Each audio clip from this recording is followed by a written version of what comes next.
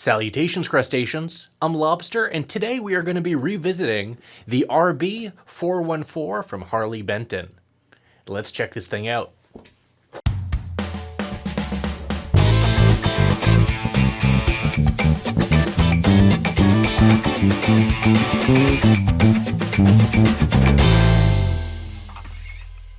This is the Harley Benton RB-414. It's also known as the Thomannbacker because of its Rickenbacker-esque styling. It goes beyond that though, and Harley Benton has really pulled a fast one and done a really cool thing here, and I'll talk more about that in just a second. But first, let's go over the basic specs of this bass. And to be clear, this is not a Rick, but there's a lot of things that differentiate it from a Rick. One of which is the materials. This bass is all mahogany, whereas a Rickenbacker is usually all maple, or in my case, maple and walnut, with Wally back here.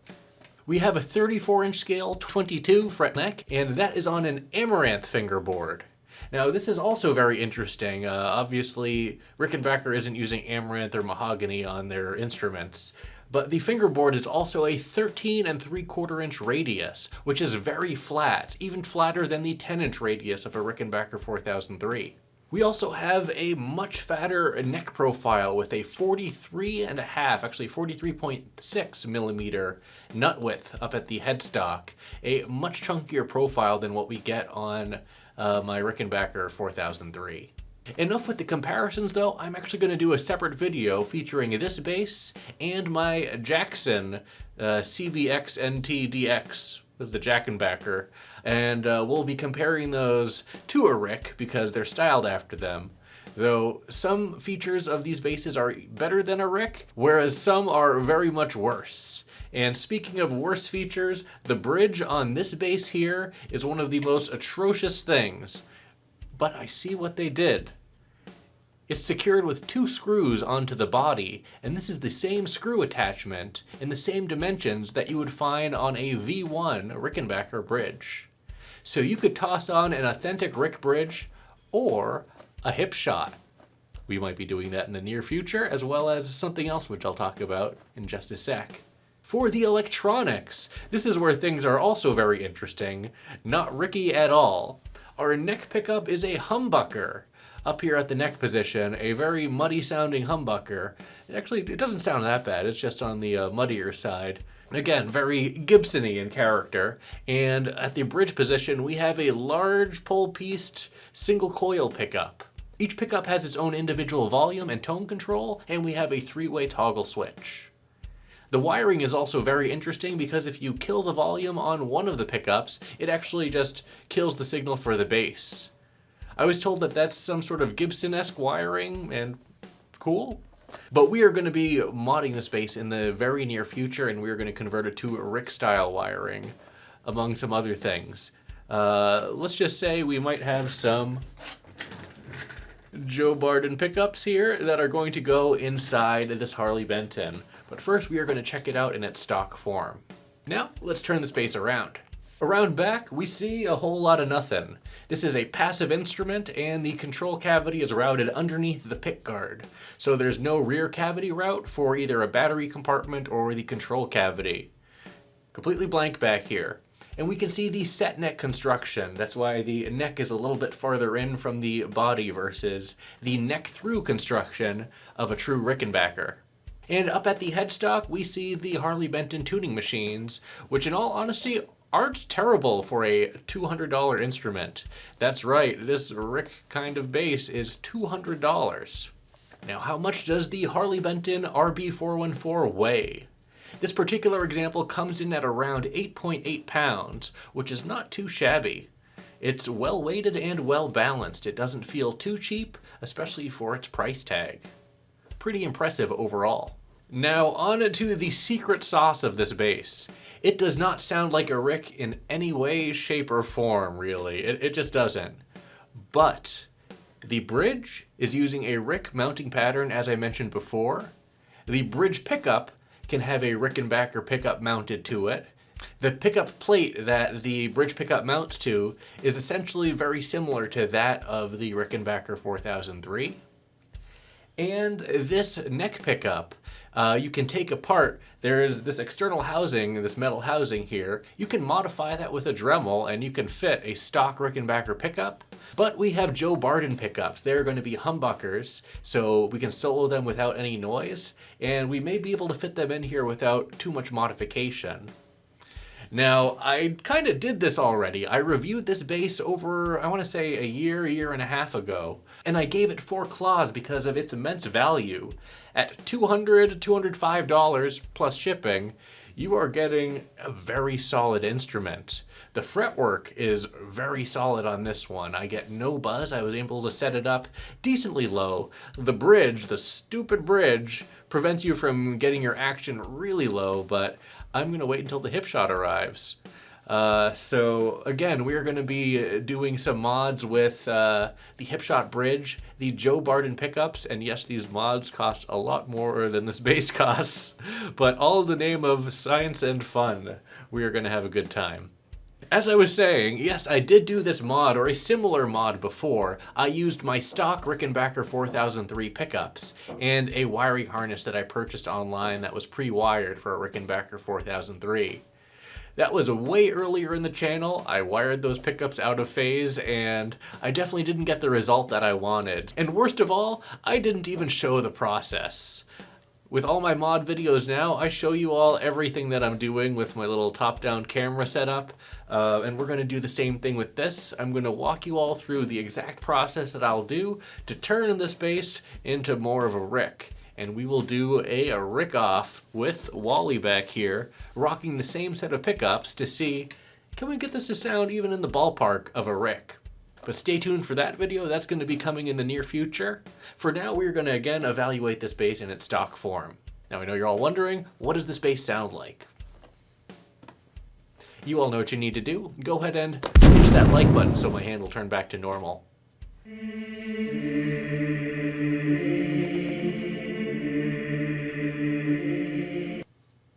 Thanks.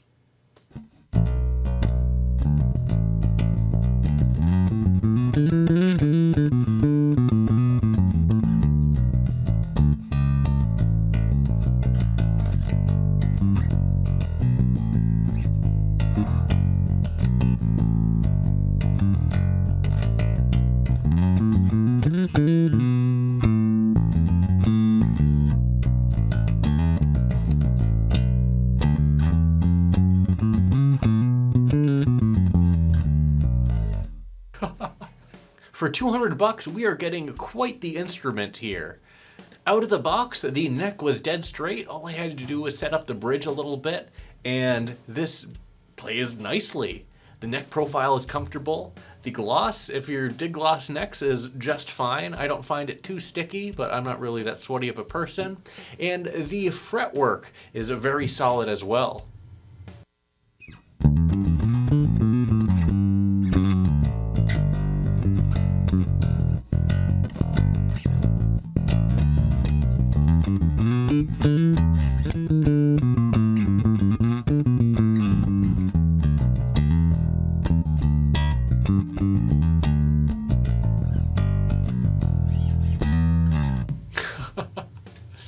These pickups definitely have a little bit of bite to them. Now let's go ahead and solo these pickups. We have a 3-way toggle switch here.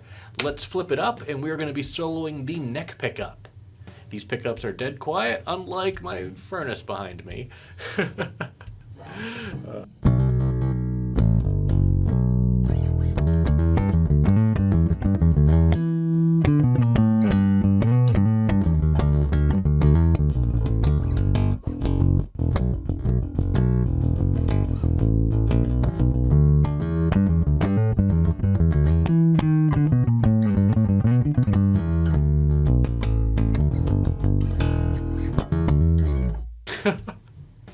So again, this is a humbucker in the neck position, and in my opinion, it's very like Gibson-y, Epiphone-y, like an EB0 almost. Mudbuckery territory with maybe a little bit more definition. Let's play with this tone control a little bit, because that's all we have. Here's the tone at around 50%.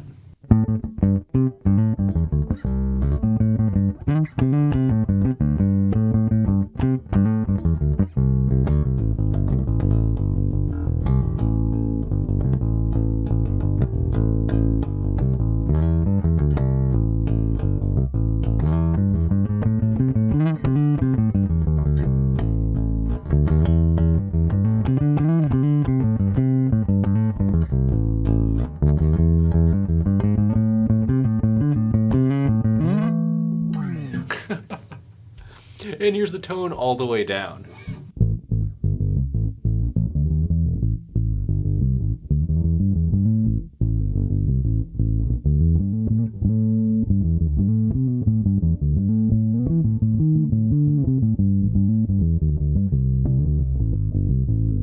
Very nice, very nice. Again, for a $200 bass, not the worst way to spend your money. Let's flip over to the bridge pickup, which is this single coil here with very large pole pieces. It's almost like a jumbo 51 style P. This is a large pickup. It's very interesting. As I mentioned, the pickup mounting hardware is very similar to that of a 4003, where, and I've done it before, and I'll do it again, you can fit a 4003 pickup on this bass in the bridge, no problem. The neck pickup, again, requires some modification of the housing. It's not the hardest thing in the world, and we're going to be showing you how to do that in a future video, but let's check out this bridge pickup a little bit.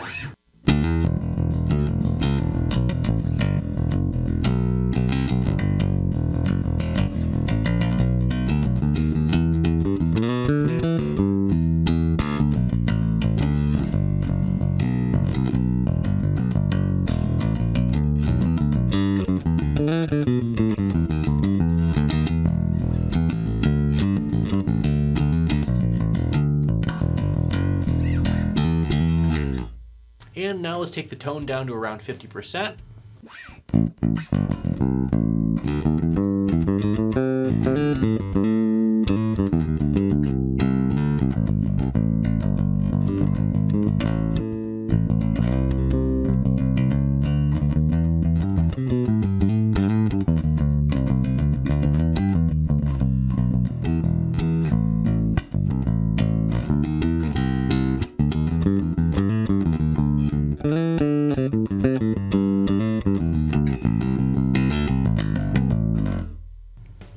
And here's the tone all the way down.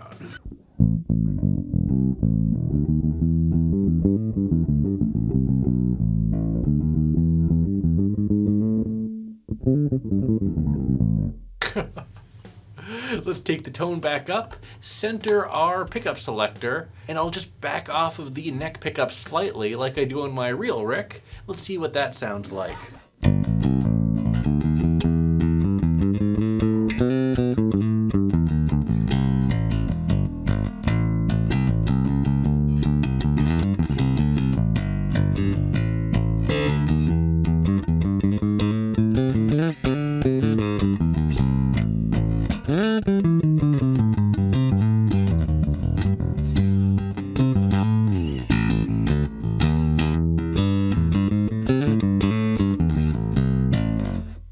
Okay, very interesting. Again, it doesn't sound like a Rick, but it's not the worst sounding bass in the world, and a pretty solid foundation. The bones feel good. Now I'm gonna go ahead and whip out my pick here. I lost my other pick, so this is a different one. Bear with me, but here's what it sounds like with both pickups together.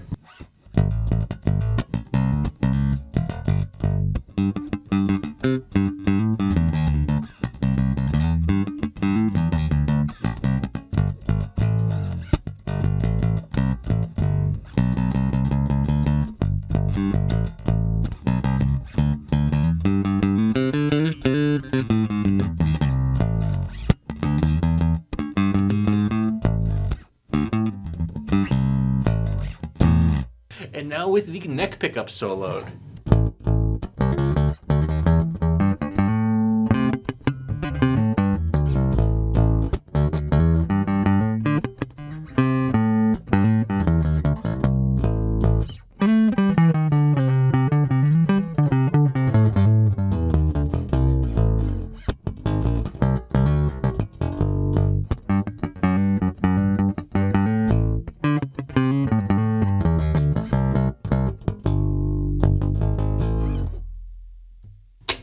And the other way around with our bridge pickup soloed.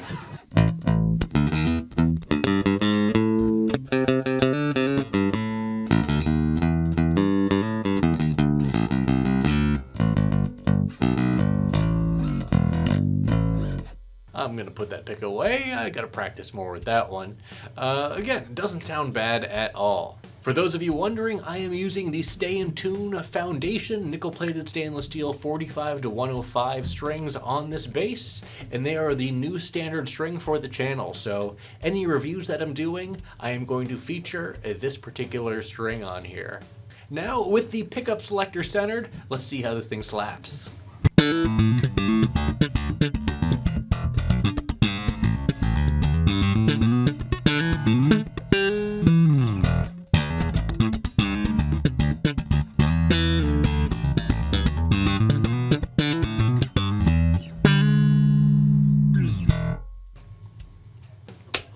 Now with the neck pickup soloed.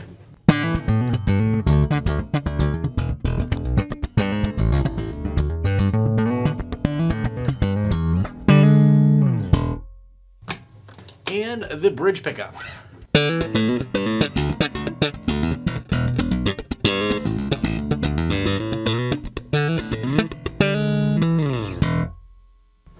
Not too bad, not too bad. It is kind of difficult to slap only because the action is still on the higher side.